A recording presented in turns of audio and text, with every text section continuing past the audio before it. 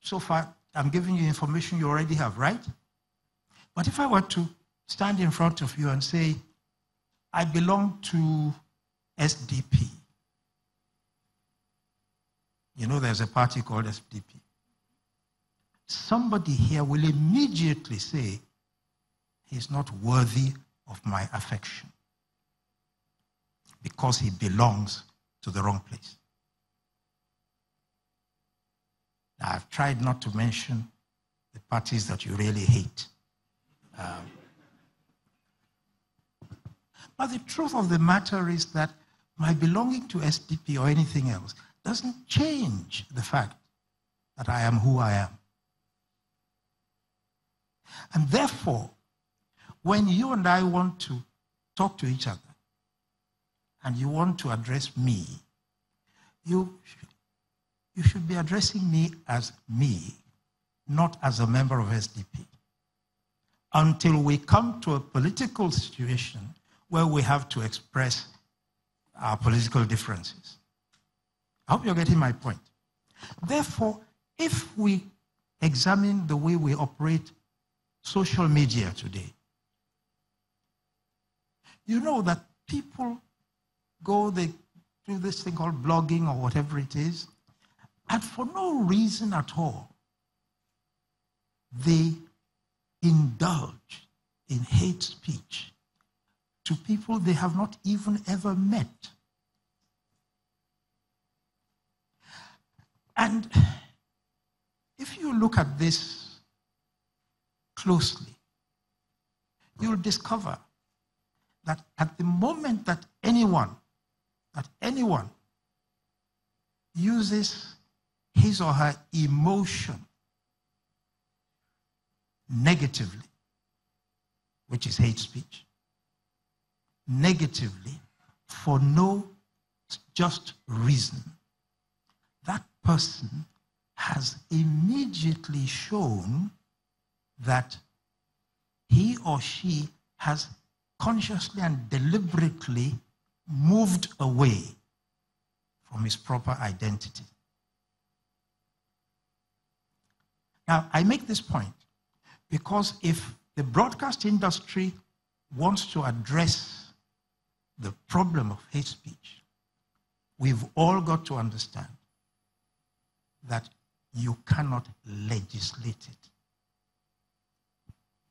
You cannot pass a law that says there must not be hate speech. Well, you can pass it, but you can't effect it. Therefore, I've come here today to suggest that we should look at the fact that we're talking about human beings here. You have people in the room who are shooting at me with cameras. I'm using a microphone. And so these are neutral, impartial instruments of technology. But they will faithfully transmit what I'm doing and saying. Those inanimate objects of technology will do their job faithfully because they have been made to certain specifications. The human being is different.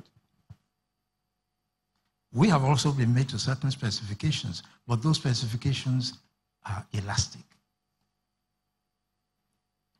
And so, what I'm suggesting here is that we need to look at the fact that we cannot say that people will, because of something we have done, stop using hate speech.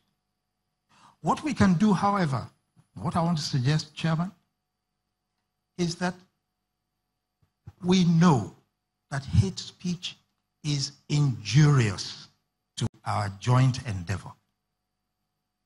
We know that hate speech can jeopardize the success of what we want to do together. We know that if we want to live as our Constitution says we, the people of the Federal Republic of Nigeria, having firmly and solemnly resolved to live in unity and harmony, we know that hate speech will not let that happen. And yet that's what our Constitution wants us to do. And because we know this, we need to address the problem from its roots. I believe that it is important for the broadcast industry to help us constantly and repeatedly to remember who we are and why we're here. We're speaking to each other this morning because, as I said, we are people. And if I want to impress you with what I want to say, I have to speak with you. You know what you have to do for me? You have to listen to me. It's not a one-way thing. If I'm talking to you and you're not listening, we miss the point, the essence of communication. And you know, when you want to indulge in hate speech, your listening capacity is eroded. Because you have something in your mind you want to say, and it doesn't matter what anybody else says, you're going to get that out of your system.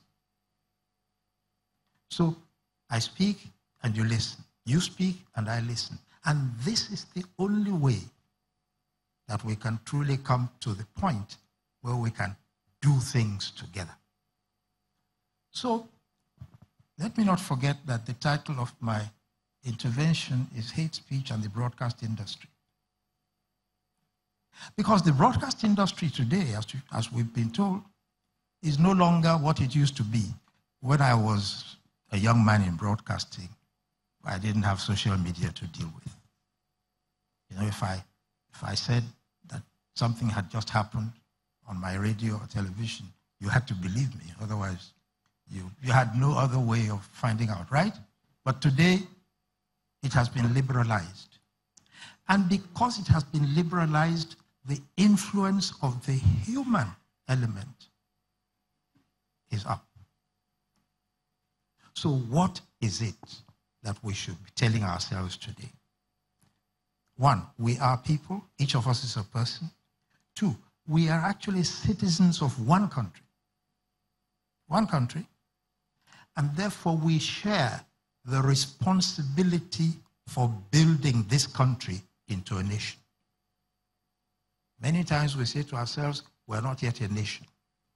But we are not going to become a nation unless all of us come to the point where we say, let us build the nation together. And you know, when human beings want to work together, the first thing they must do is to communicate. And this is why the broadcast industry is so key to what we're talking about. Communication is important. And for those who are now leading Bonn, for those who are working in Bonn, what you have done, and I know that this is the born again Bonn, not the original one, but we who were with the original one, we actually chose communication as the field of our endeavor. So have you. But let me talk about that for a minute. When I made an application to become the education officer at school broadcasting, and that was in 1957. I thought that would impress you.